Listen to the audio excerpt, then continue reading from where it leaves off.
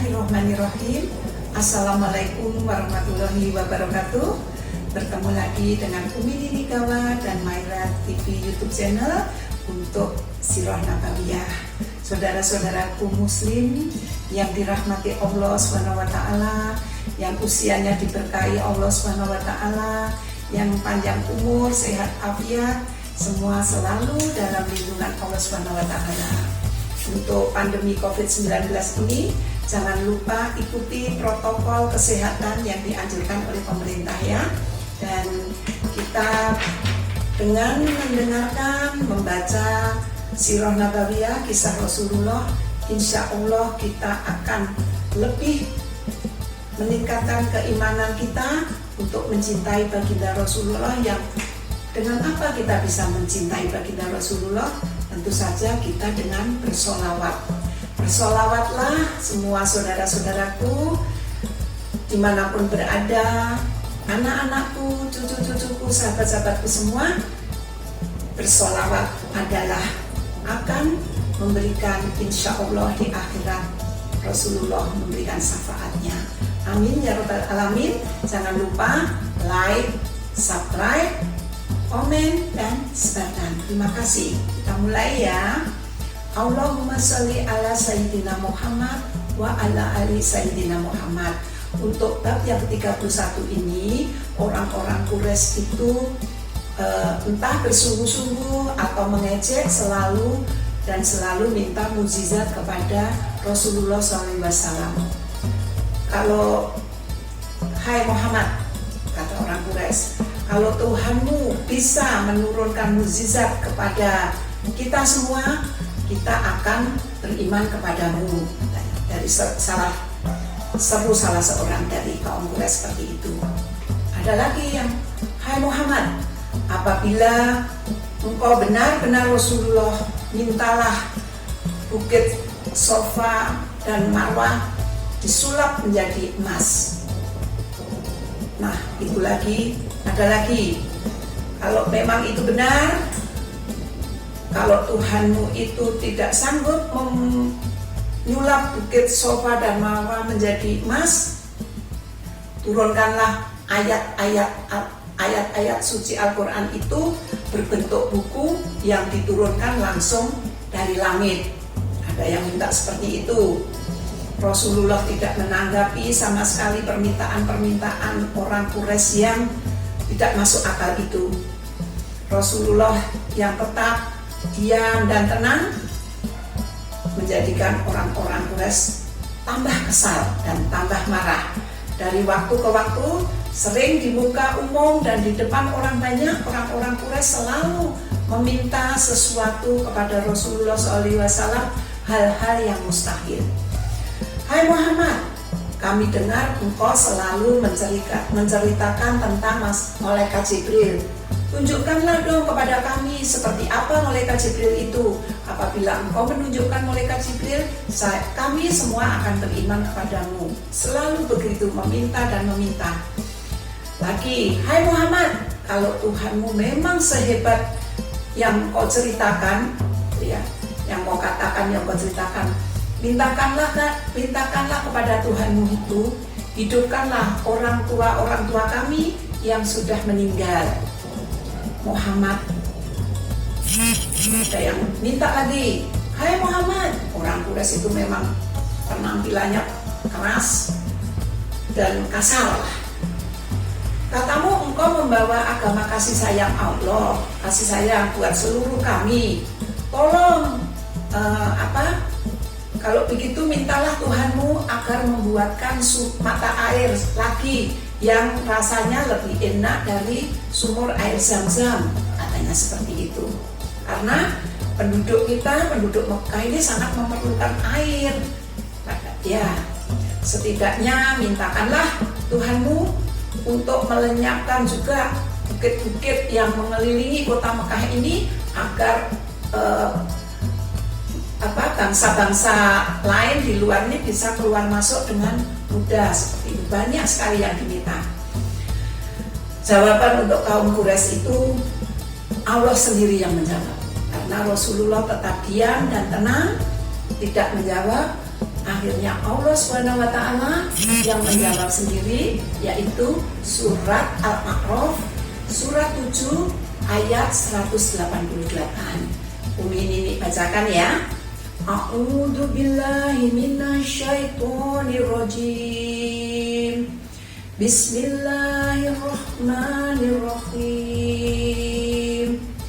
Qul la amliku li nafsi naf'an wa la dharra illa ma syaa Allah. Walau kuntu a'lamul ghaiba saya ulang ya. Walau kuntu a'lamul ghaiba lastaktartu minal khairi wa ma masanniyas su'u in ana illa nazirun wa basirul liqaumin yu'minun. Shadaqallahul adzim. Allah sendiri yang berfirman, ya Allah, katakanlah Muhammad, aku tidak kuasa mendatangkan manfaat maupun menolak mudarat bagi diriku kecuali apa yang dikehendaki Allah SWT. Sekiranya aku mengetahui yang baik, niscaya aku membuat kebajikan sebanyak-banyaknya dan tidak akan ditimpa bahaya. Aku hanyalah pemberi peringatan dan pembawa berita gembira bagi orang-orang yang beriman. Maha benar Allah dengan segala firman-Nya. Jadi Allah sendiri yang menjawab permintaan mukjizat kaum Quraisy tadi, yaitu di surat Al-A'raf surat 7 ayat 188. Jadi melalui ayat ini Allah menyuruh Rasulullah mengatakan, wahai orang Quraisy, aku hanyalah seorang pemberi peringatan. Ya, tadi sudah aku bacakan ya. Jadi wahai orang Quraisy, bukanlah Al-Quran itu sendiri yang merupakan sebuah mukjizat. Kemudian mengapa kamu masih meminta mukjizat yang lain? Apakah ini sabda Rasulullah?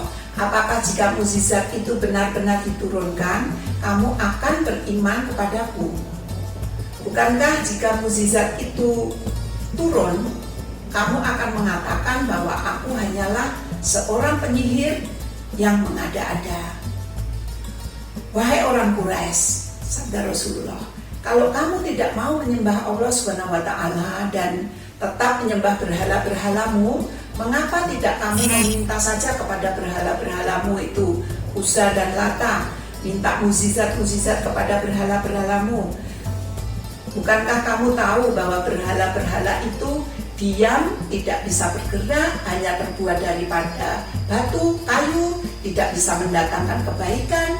Nah, kamu kan bisa berpikir, kenapa kamu minta kepada saya kalau kamu tidak mau beriman kepada saya? Mintalah kepada berhalamu. Juga berhalamu tidak bisa mendatangkan kebajikan. Bukankah mereka tidak bisa menciptakan lalat sekalipun? Rasulullah seperti itu. Dan mereka pun tidak bisa membela diri apabila ada orang yang mau menghancurkan berhala itu. Kan diam aja berhala-berhalamu. Demikianlah Rasulullah menjawab dengan kata-kata yang tidak dapat lagi dibantah oleh kaum Quraisy dalam kata-kata Rasulullah kebenarannya itu tadi. Namun apakah orang-orang kafir itu seketika mau menerima apa yang sudah disampaikan Rasulullah, jadi menerima agama Islam? Oh, tidak. Mereka bahkan melakukan hal-hal yang bagaimana caranya bisa menyingkirkan Rasulullah SAW. Sekalipun tidak memeluk Islam, Abu Thalib adalah paman Rasulullah sebagai pelindung baginda Rasulullah jika ada orang yang membahayakan Rasulullah. Abu Thalib dan kabilah-kabilahnya siap membela sampai titik darah penghabisan apabila Rasulullah ada yang menyerang. Tidak ada musuh Rasulullah yang berani membunuh beliau tanpa menghadapi Abu Thalib dan kabilahnya. Karena mengetahui kokohnya perlindungan Abu Thalib ini, para pemuka Quraisy mendatangi orang tua itu ke rumahnya. Hai Abu Thalib, demikianlah orang Quraisy waktu datang ke rumah Abu Thalib mengajak bicara. Keponakanmu itu sudah mengejek sesembahan kita, mengejek berhala-berhala kita, apalagi memaki, menganggap nenek moyang kita itu sesat. Engkau harus menghentikan dia sekarang juga. Jika tidak, biarlah kami yang akan menghadapinya. Kalau kamu melindungi Rasul, melindungi Muhammad, biar kabilah-kabilah kami yang berhadapan dengan kabilah-kabilahmu. Itu orang Quraisy waktu datang ke rumah Abu Thalib. Abu Thalib menghela nafas panjang. Demi Tuhan Ka'bah, biar seluruh Mekah menghalangi jalanku, aku akan tetap melindungi kemenangan itu. Kata Abu Thalib seperti itu.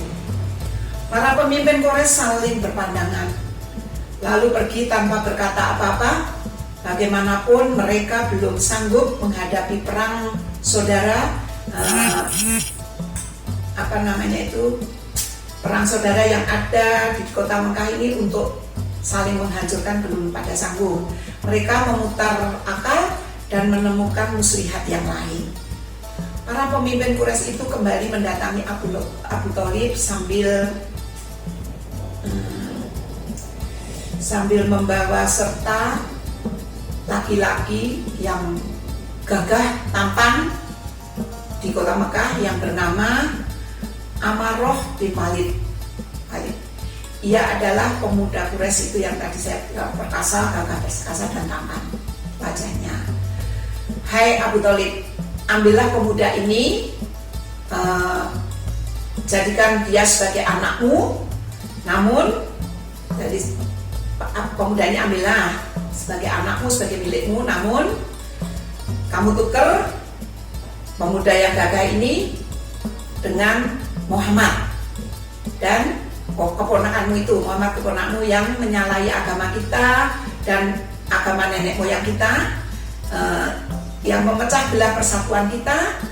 Itu nanti Muhammad akan aku bunuh karena sudah menyalahi, melecehkan, katanya melecehkan nenek moyangnya, ceritanya itu seperti itu. Bagaimana Abu Thalib?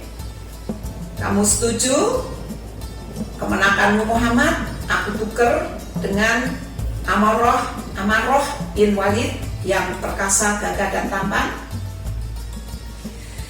Abu Thalib langsung menjawab, bukankah ini pertukaran yang tidak adil? Seorang laki-laki ditukar seorang laki-laki, namun anak asal laki-laki yang darimu suruh aku memberi makan, suruh merawat, namun kemenanganku kamu bunuh. Tidak, kata Abu Thalib berubah murka, dengan matanya yang menyala ditatapinya para pembesar-pembesar Quraisy tadi, bangsawan Quraisy satu demi satu. Betapa buruknya tawaran kamu itu kepadaku, kata Abu Thalib seperti itu geramnya. Nah, dengan demikian Abu Thalib adalah pemimpin kabilah Bani Hashim. Kini Bani Hashim terpecah menjadi dua. Bani Hashim yang kaya itu membela Abu Lahab, namun Bani Hashim yang miskin itu bersatu dengan Abu Thalib membela Rasulullah SAW. Jadi demikianlah untuk bab yang 31. Mudah-mudahan bisa dipahami, dimengerti, sehingga kita bisa tahu tentang kisah Nabi kita, Nabi besar Muhammad SAW, dan kita bisa selalu bersolawat agar kita bahagia dunia akhirat. Apabila Umi Nini Gawat ada yang salah, keliru dalam membacakan Al-Quran, juga bisa mohon dimaafkan. Billahi taufiq wal hidayah. Wassalamualaikum warahmatullahi wabarakatuh.